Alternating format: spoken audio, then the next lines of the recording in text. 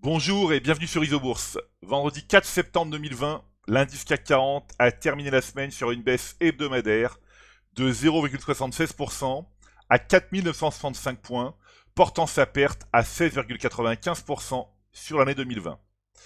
Alors qu'il semblait vouloir s'éloigner du seuil psychologique des 5000 points en franchissant les 5100 points, l'indice CAC 40 a été rattrapé en fin de semaine par la volatilité outre-Atlantique, plus précisément celle du secteur technologique américain.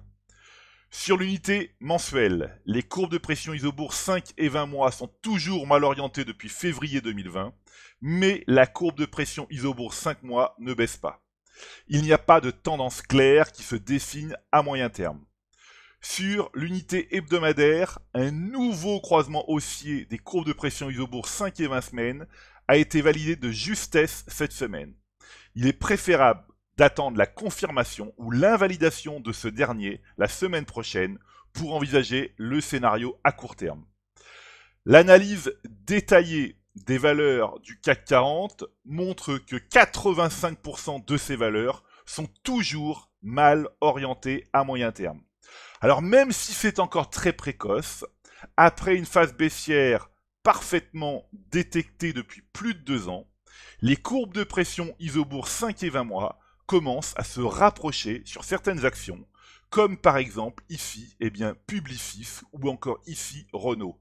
Alors Publicis, en effet, les courbes de pression Isobourse 5 et 20 mois se sont croisées à la baisse en août 2017, 45% de baisse depuis, vous voyez que les courbes de pression ne se sont jamais croisées à la hausse.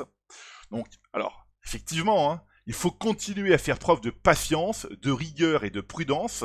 Seul le croisement haussier des courbes de pression Isobourse 5 et 20 mois indiquera un retournement haussier moyen terme. On peut vérifier ici sur l'action Renault, c'est à peu près le même scénario. Donc là, on est sur un croisement baissier en juin 2018.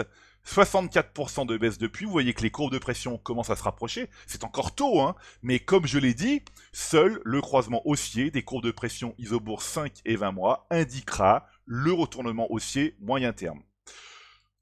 De son côté, l'analyse court terme du CAC 40 et notamment, le graphique ici en bas à droite montre bien l'indécision qui domine depuis plusieurs semaines sur le CAC 40. Il y a donc ici autant de valeurs haussières que baissières. Aux États-Unis maintenant, le dépassement des 12 000 points sur le Nasdaq a sonné le début d'une consolidation aussi violente que la hausse qui a précédé. Alors il faut rappeler que l'indice phare des valeurs technologiques évolue au sein d'une phase haussière de moyen terme, parfaitement détectée par Isobourse depuis le croisement haussier des cours de pression Isobourse 5 et 20 mois, validé ici en mai 2020, au-dessous des 9500 points. À court terme, malgré la consolidation en cours, la tendance haussière n'est pas encore remise en cause. La courbe de pression Isobourse 5 semaines évolue toujours au-dessus de la courbe 20 semaines et l'écart entre les deux courbes est encore significatif.